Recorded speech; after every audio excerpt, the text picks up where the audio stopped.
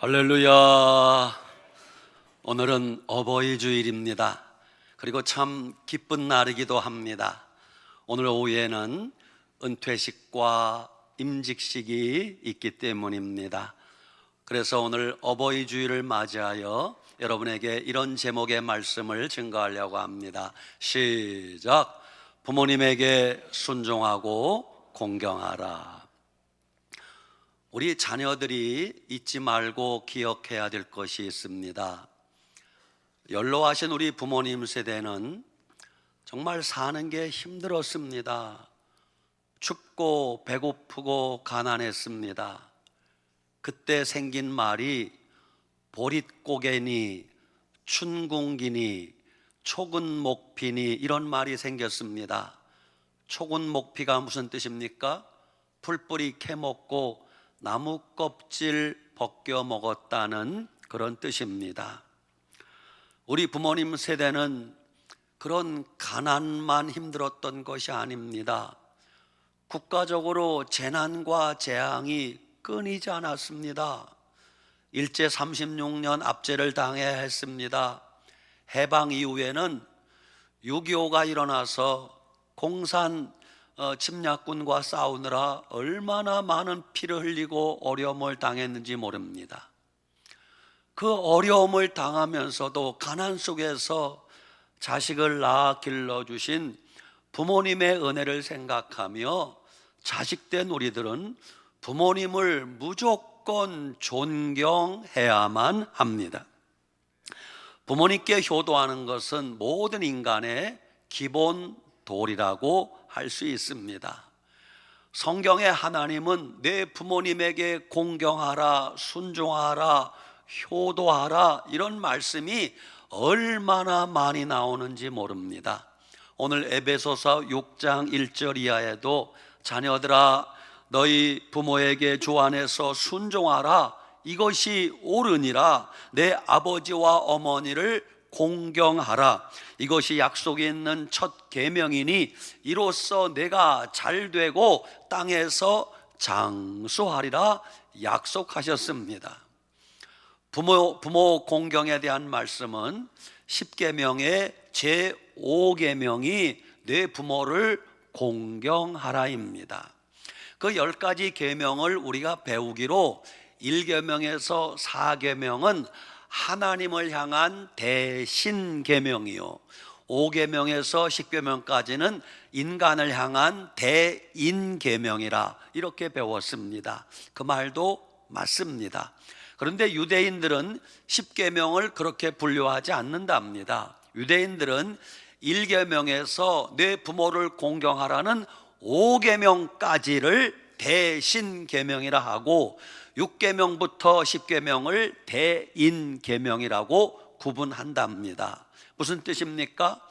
부모를 공경하는 것은 하나님을 섬기는 것과 같은 마음으로 공경해야 된다는 뜻입니다.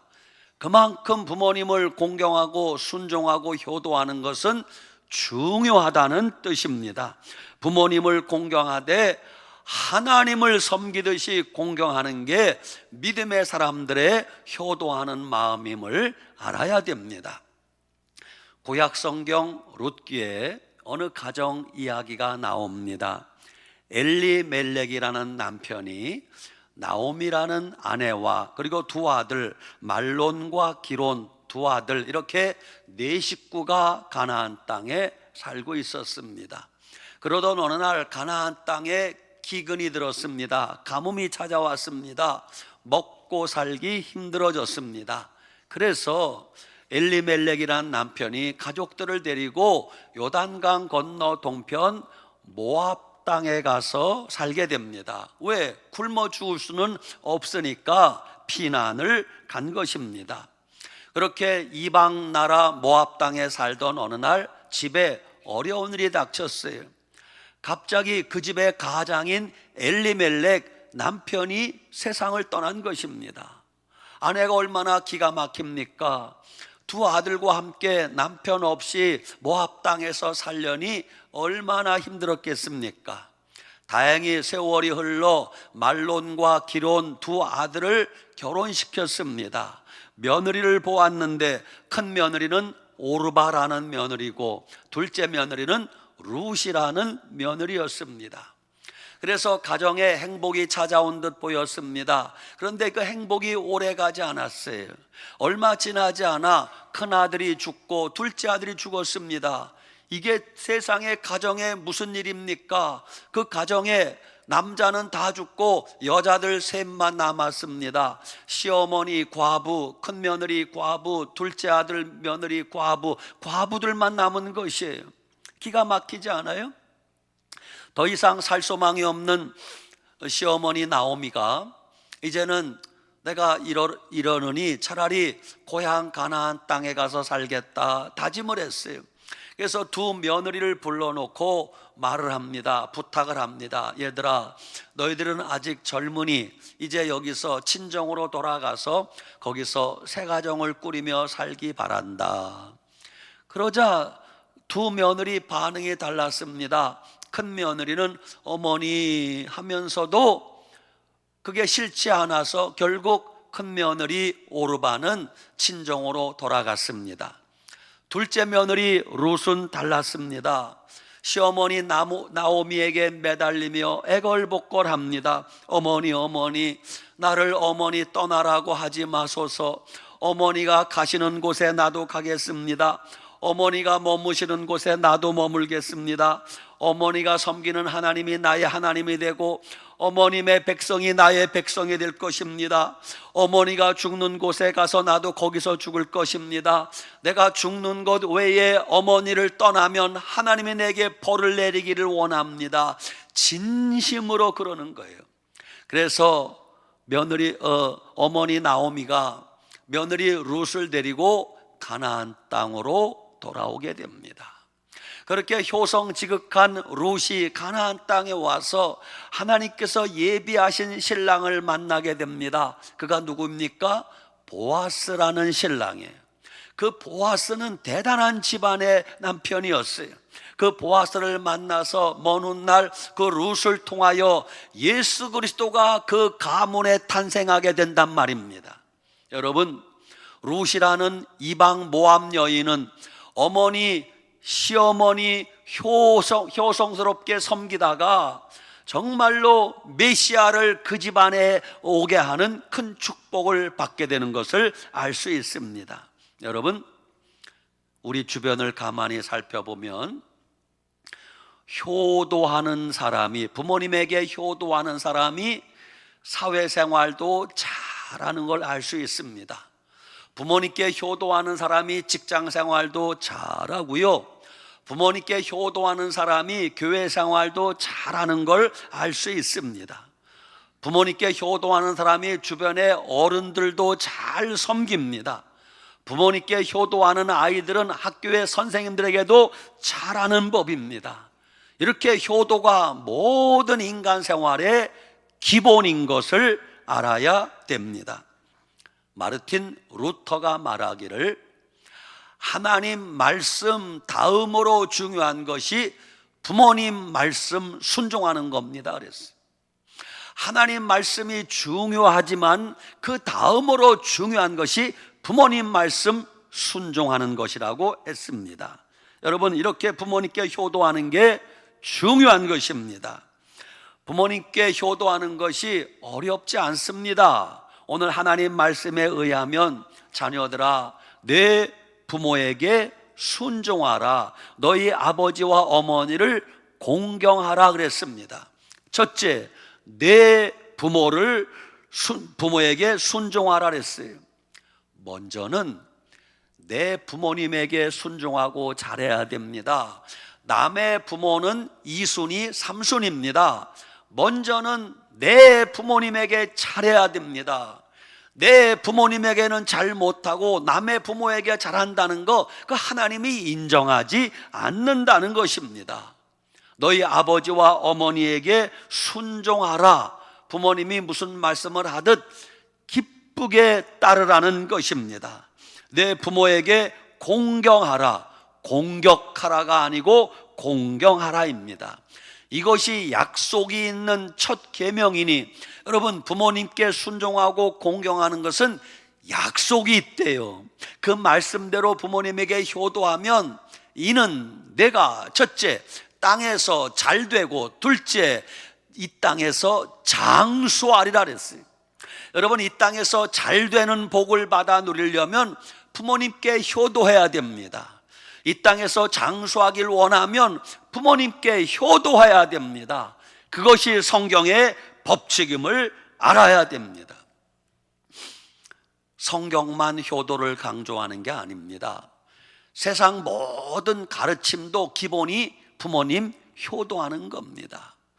고려시대 충렬왕 때 추적이라는 사람이 쓴 명심보감이란 책이 있습니다. 우리도 이름은 다 들어보았을 거예요. 그 명심보감에 이런 내용이 나온답니다.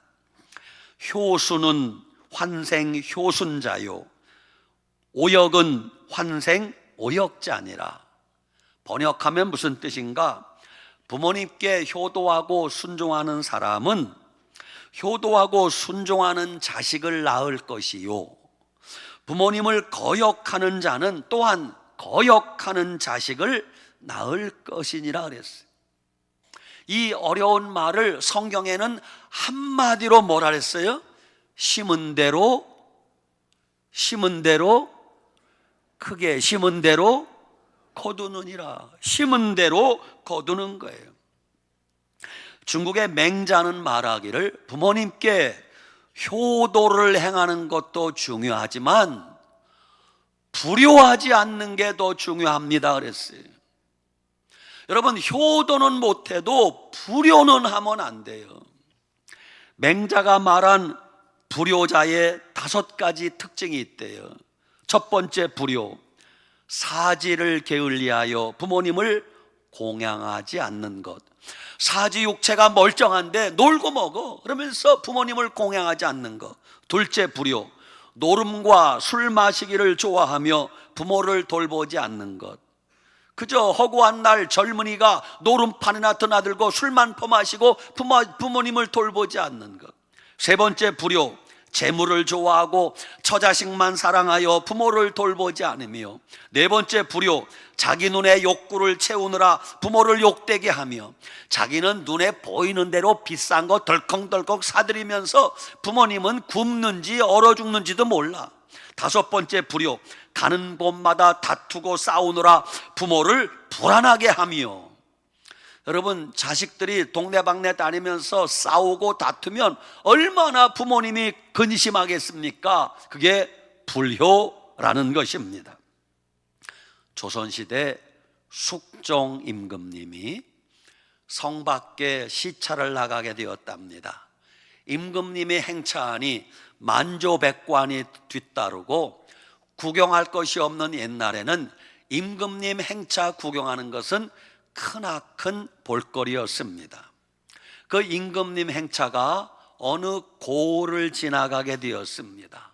그 고을에 원님과 마을 사람들이 비상이 걸렸어요.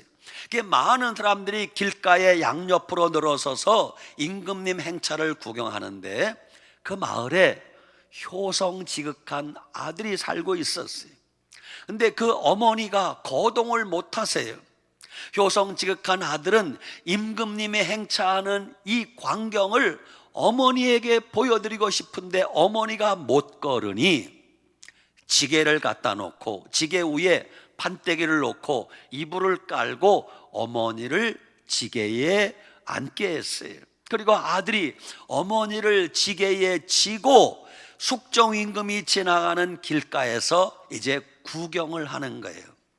그 이상한 광경을 임금님이 보았던 것이다. 고을 원님에게 물었어요.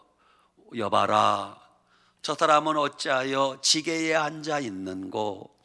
원님이 알아보니 효성스러운 아들이 어머니에게, 거동 못하는 어머니를 지게에 모시고 와서 임금님 행차를 구경시키려고 오셨다는 걸 보고했어요. 감동받은 숙종 임금님이 여봐라, 행차를 멈추어라. 저 효성스러운 아들에게 송아지 1마리와 쌀 열가마를 하사하여라. 큰 상을 받은 거예요. 이 소문이 동네방네 퍼졌습니다. 그 마을에 못된 불효자식이 하나 있었어요. 배가 아파 죽겠는 거예요. 몇 년 뒤에 숙종임금님이 다시 그 마을을 행차하게 되었습니다. 이번에는 불효자식이 사지육체가 멀쩡한 어머니를 강제로 지게에 태웠어요. 야 이놈아, 내 다리로 걸어가면, 아유 어머니 그런 소리 하지 말고 여기 타라고. 아유 이놈아, 내가 걸어가면 되지. 아니요, 여기 타라고 강제로 지게에 앉게 했어요. 그리고 숙종임금이 지나가는 곳에, 잘 뜨이는 곳에 불효자식이 어머니를 지게에 지우고 그리 서 있는 거예요. 임금님이 봐야 될 텐데 숙종임금님이 그 모습을 봤어요. 고을 원님에게 묻습니다. 여봐라, 저 사람은 누구인고? 원님이 보고합니다. 폐하, 저놈은 이 마을의 못된 불효자식인데 어머니가 싫다고 하는데도 강제로, 지난번에 효자들이 상 받은 걸 탐이 나서 강제로 어머니를 지게에 지우고 와서 저렇게 효자 흉내를 내나이다. 폐하, 엄벌을 내리시옵소서 그러는 거예요. 그러자 숙종임금님이 껄껄 웃으면서 여봐라, 저 사람에게도 송아지 한 마리와 쌀 10가마를 하사하거라 그러는 거예요. 그러면서 마지막에 멋진 말을 했어요. 효도는 흉내만 내도 잘하는 것이니라. 따라합시다. 효도는 흉내만 내어도 잘하는 것입니다. 여러분, 효도하는 거 어렵지 않습니다. 부모님께 좀 고분고분하고 부모님께 말대답하지 않고 부모님 마음 아프게 해드리지 않는 거, 여러분 그게 효도하는 거 아니에요? 어렵지 않아요. 오래전에 우리 안강이 고향이신 황수관 박사님이 이런 강의를 한번 한 적이 있어요. 어느 시골 마을에 연세 많은 83세 된 아버지와 50세 아들이 마루에 앉아 있었어요. 그때 마당 나무 위에 까치가 한 마리 날아왔습니다. 83세 아버지가 정신이 오락가락합니다. 아들에게 묻습니다. 애비야, 저게 무슨 새냐? 까치요. 아버지가 조금 있다 또 까먹었어요. 애비야, 저게 무슨 새라고? 까치라니까요. 조금 있다 아버지가 또 까먹었어. 애비야, 저게 무슨 새냐? 에이씨, 까치라니까요. 3번 만에 아들이 버럭 화를 내는 거예요. 그러자 아버지가 가만히 있다가 방으로 들어가셨어요.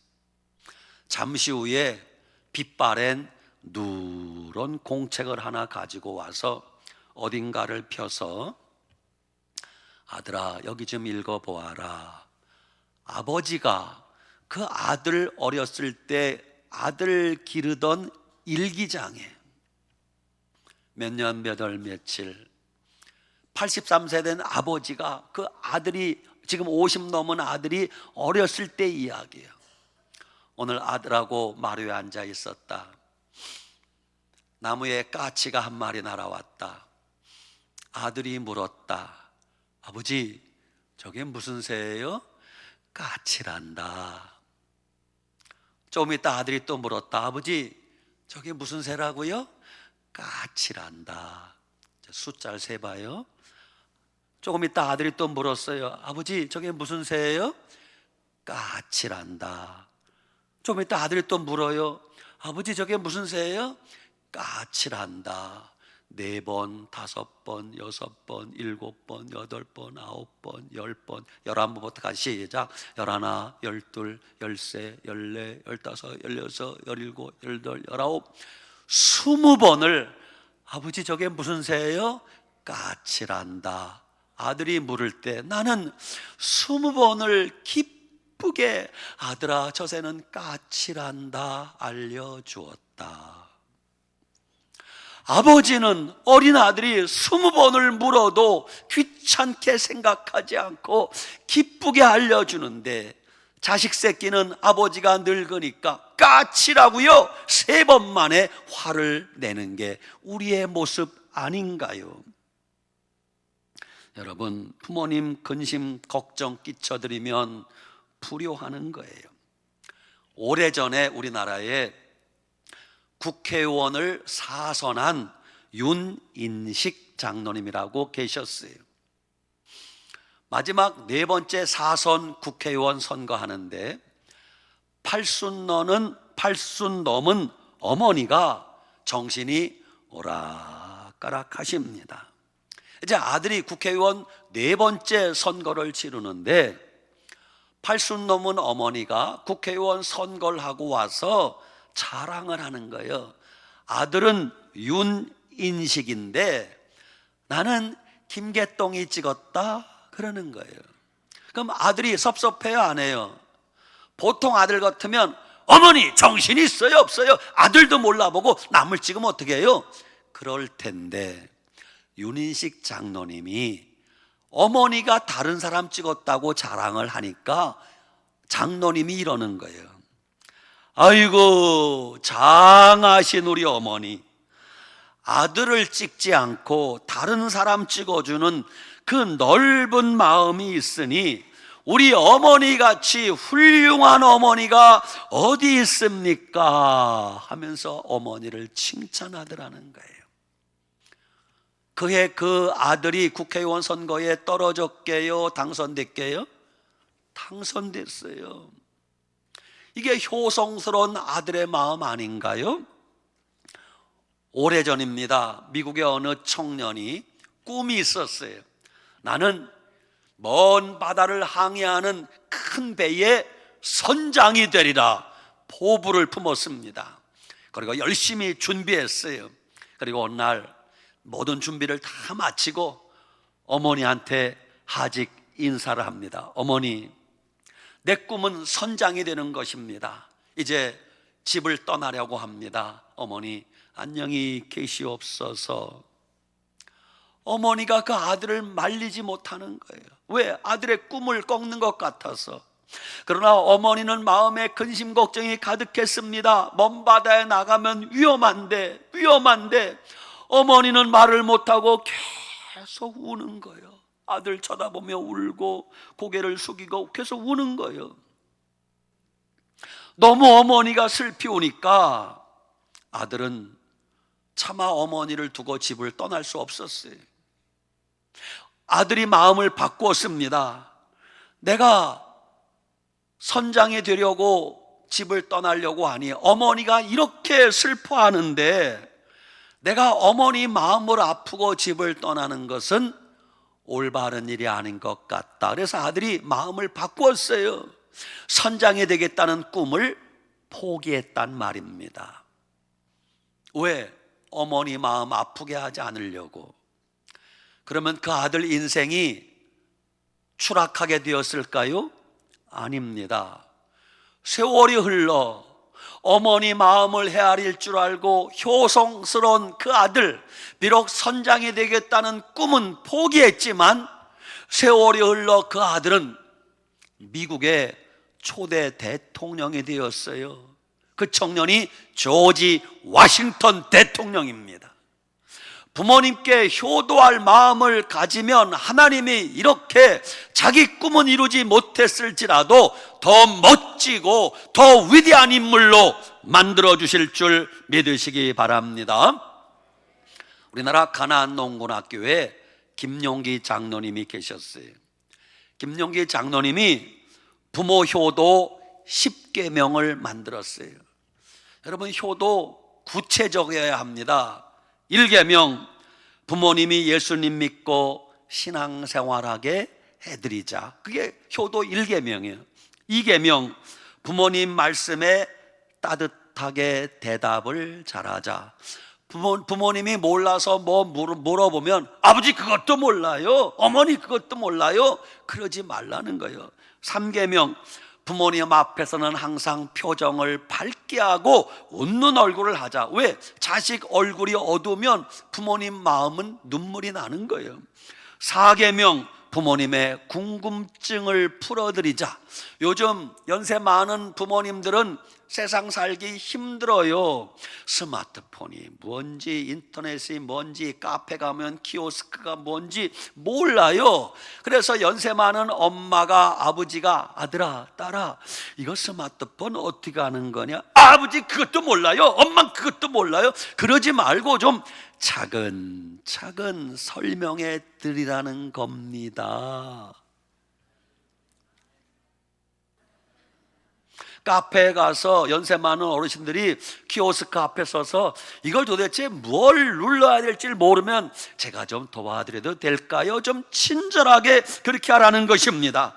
부모 효도 5계명, 부모님이 쓸 수 있는 용돈을 적은 돈이라도 정기적으로 드려라.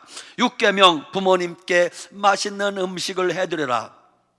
자기는 있는 돈 없는 돈 다 끌어모아서 뭐 물에도 사 먹고 과메기도 먹고 다 먹으면서 부모님은 굶는지도 모른다면 안 되잖아요. 7계명, 부모님 용모를 아름답게 가꾸어 드려라. 자기는 철마다 여름이면 여름옷, 겨울이면 겨울옷 다 입고 때마다 미장원 가서 빠마하고 볶아대고 다 하면서 부모님은 1년 12달 옷 한 번 갈지 못하고 미장원 한 번 못 가는데도 그걸 방치하면 안 된다는 거예요. 8계명, 부모님의 일거리를 찾아드리자. 아버지 어머니 일하지 말, 일하게 해드리라는 거예요. 9계명, 부모님이 친구를 만날 수 있도록 해드리자. 10계명, 부모님 연세 많으면요 등이 가려운데도 이걸 못 끌고, 그래서 세계에 없는 우리나라에 1,000원짜리 제품이 하나 있어요. 이게 뭐예요? 알긴 잘 알아. 무슨 손? 그 대나무로 만들었는데 효자들이 자기 손톱으로 긁어드리라는 거예요. 효자선. 아버지 어디가 가려우세요? 엄마 어디가 가려? 제가 긁어드릴게요. 부모님이 나이 들면요 손톱은 그냥 깎을 수 있는데 발톱 깎는 게 그게 되게 어려워요. 아버지 어머니 제가 발톱 깎아드릴게요. 오늘 효도하는 마음으로 부모님 손발톱 한번 깎아드리시기 바랍니다. 다다다. 아멘. 아멘 했어요? 아멘 했어요. 사랑하는 여러분, 효도는 돌아가시고 난 다음에 효도하면 잘하는 거죠? 그건 아무짝에도 소용없어. 부모님 돌아가시고 난 다음에 뭐 제사상 잘 차려놓고 절 몇 번 하면 효도하는 줄 착각하면 그건 나쁜 놈이야. 효도는 잘하나 못하나 살아생전 잘해야 돼. 살아생전 한 번이라도 찾아뵙고, 살아생전 전화라도 한 번 해드리고, 살아생전 용돈도 보내드리고, 아멘도 안 해. 할 때까지 할 거냐. 살아생전 옷이라도 한 번 해드리고, 살아생전 횟감이라도 하나 보내드리고, 그래야 잘하는 거지. 생전에는 부모님 한 번 찾아뵙지도 않다가 돌아가시고 나서 눈물 콧물 울어봐야 소용없어. 살아계실 때 잘하시기 바랍니다. 목사님, 난 늦었어요. 우리 부모님 다 돌아가셨어요. 그런 분들은 우리 교회든 어디든 나보다 나이 많은 어른들 뵈면은, 장로님, 권사님, 집사님, 어른들 뵈면 우리 아버지다, 우리 어머니다 생각하고 섬겨보세요. 하나님이 같은 복을 주실 것입니다. 하나님은 우리가 부모님에게 효도하고 어른들 잘 섬기기를 원하십니다. 우리 모두 부모님께 효도하고 어른들 잘 섬겨서 첫째는 하나님께 영광이요, 부모님께는 기쁨이요, 내 자신에게는 복이 되는 삶이 되시기를 축복합니다. 아멘. 기도합시다. 하나님 감사합니다. 어버이 주일을 맞이하여 하나님이 우리에게, 내 부모에게 순종하고 공경하라는 말씀 가슴에 새깁니다. 하나님 아버지, 우리 부모님에게 효도할 마음을 주시고 적어도 불효하지 않는 자식이 되게 하여 주시옵소서. 예수님 이름으로 기도 올리옵나이다. 아멘.